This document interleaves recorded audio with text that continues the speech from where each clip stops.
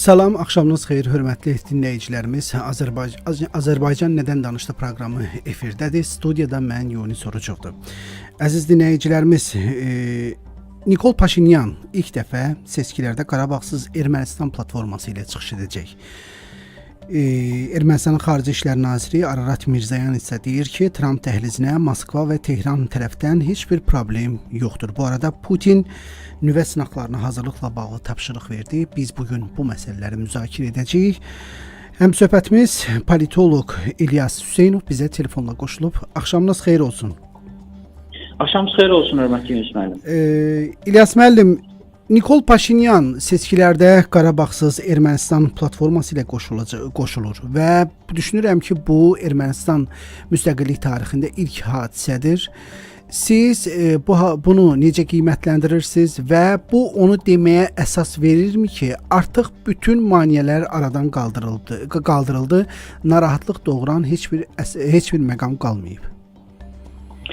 Çox sağ olun suala görə. Ümumiyyətlə Ermənistanda növbəti ilin iyun ayında parlament seçkiləri çox böyük maraqla gözlənilir. Çünki hazırki hakim qüvvə elə ötən seçkilərdə də ona müxalif olan, ona qarşı olan qüvvələrlə mübarizəyə başlayır.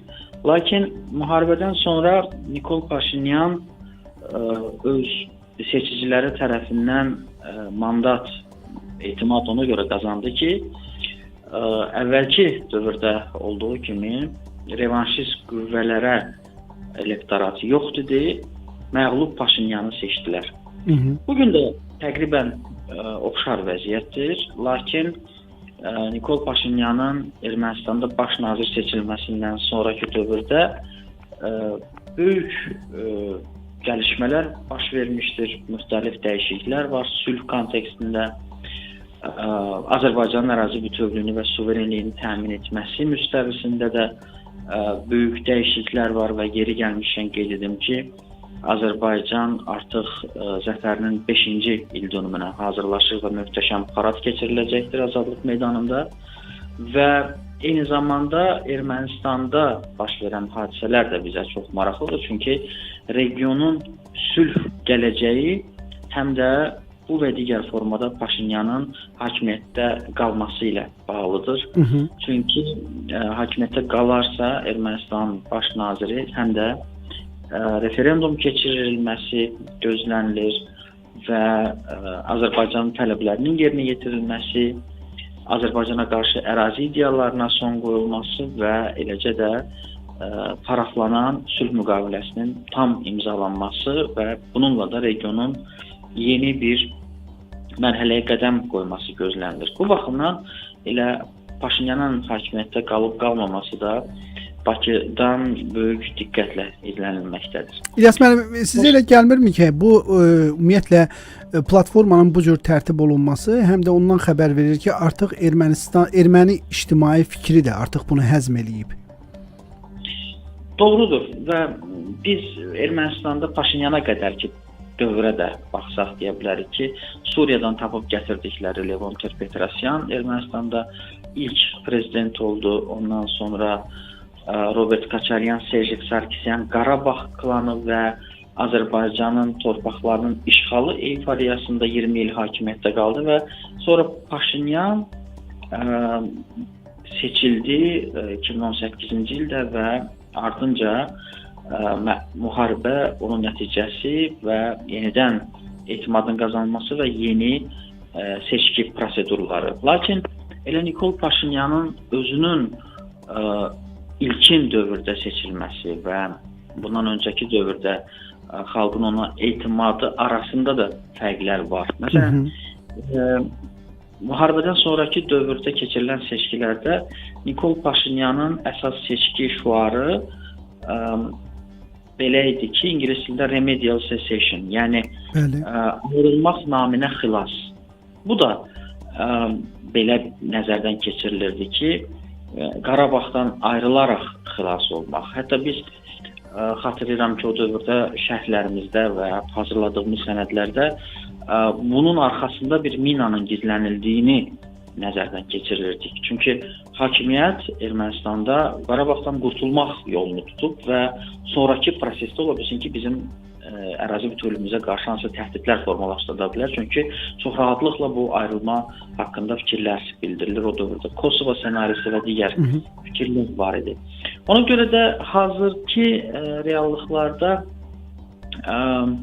Ermənistanın baş nazirinin əsas şüarı Real Ermənistan adındadır. Bu bir müddət öncə bəyan olunmuşdur, amma daha açıq mətnlə bildirilərək Qarabağsız Ermənistan mətni qeyd etsə, bu daha çox sülhə hesablanmış addımdır.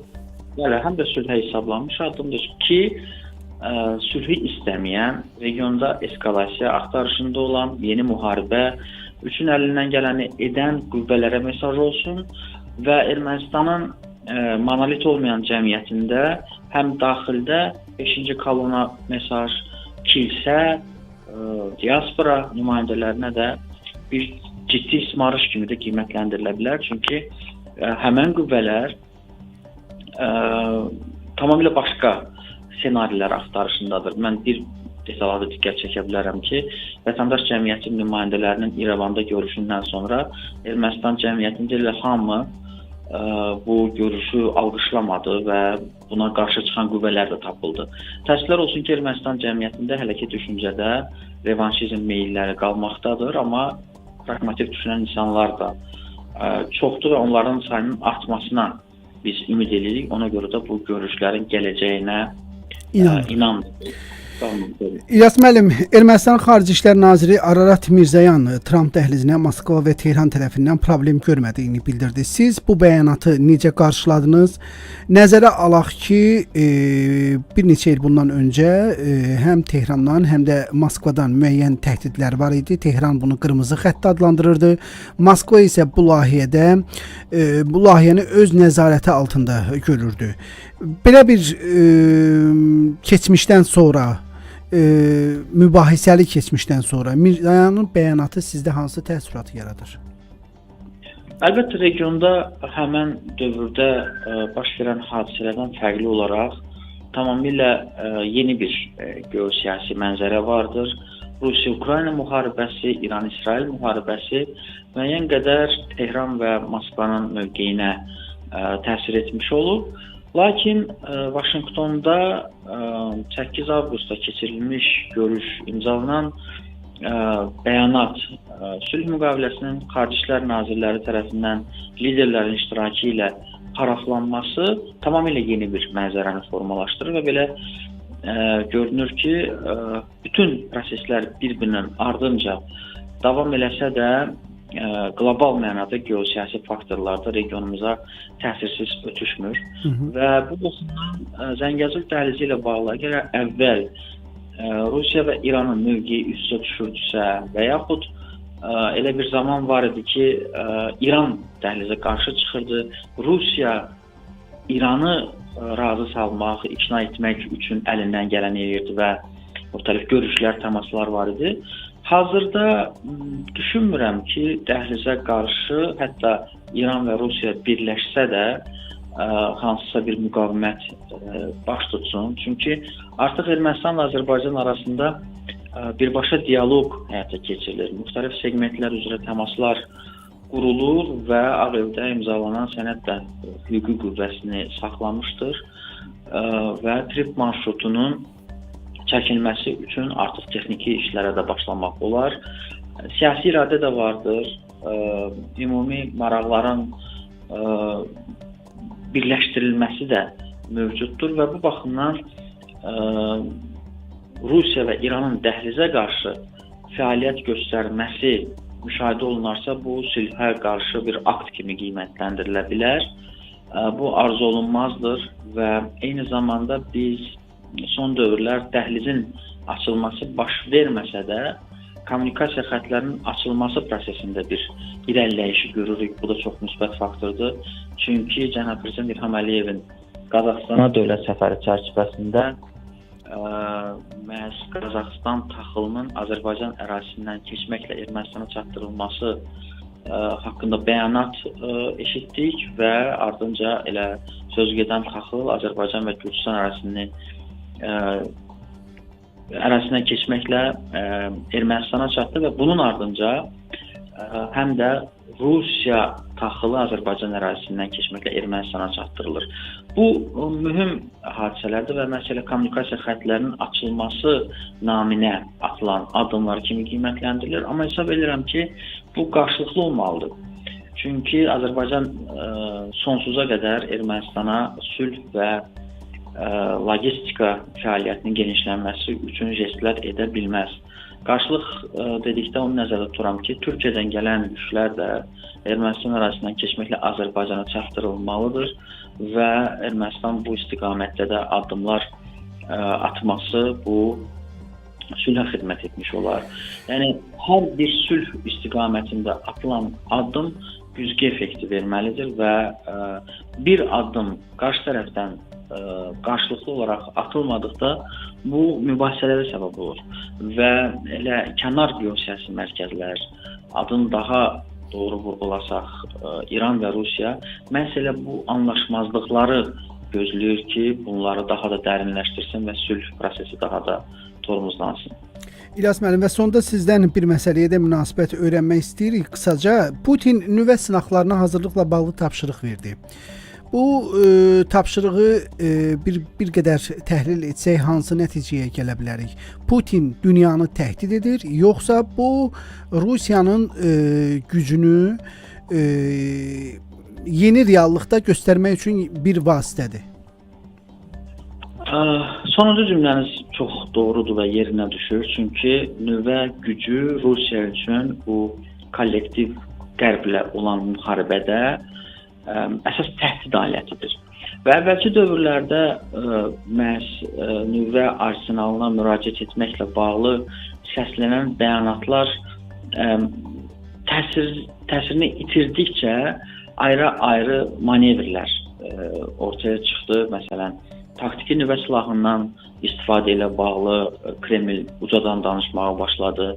İndi isə nüvə sınaqlarının keçirilməsi ilə bağlı fikir həm də Avropanı çox düşündürür. Çünki ən çox bu nüvə ilə bağlı mübahisələr qalxanda Avropa əndişə keçirməkdədir, narahatlıq ifadə olunur.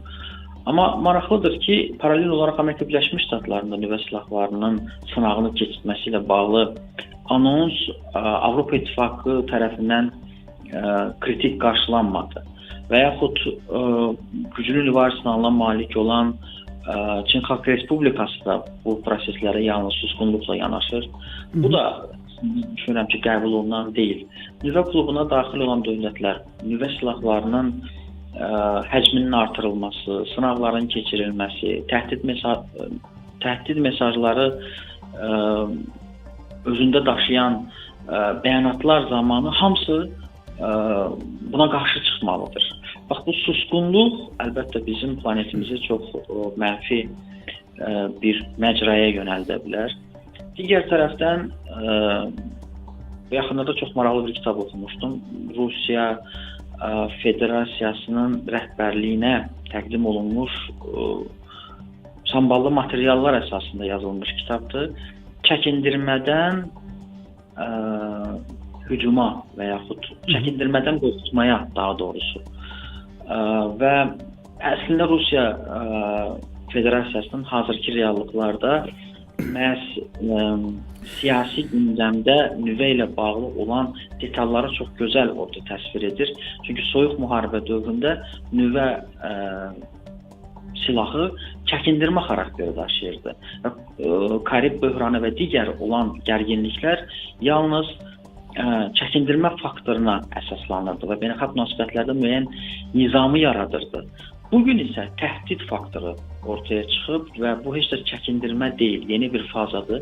Belə görünür ki, beynəlxalq münasibətlər sistemində bu nüvə təhdidi həm də təəssüflər olsun ki, ayrı-ayrı dövlətlərin nüvə silahına yiyələnməsinə gətirib çıxardır. İran misalı, Şimali Koreya misalı və ona görə də bu çox gərgin bir böhranlı dövrə qədəm qoyduğumuzdan xəbər verir.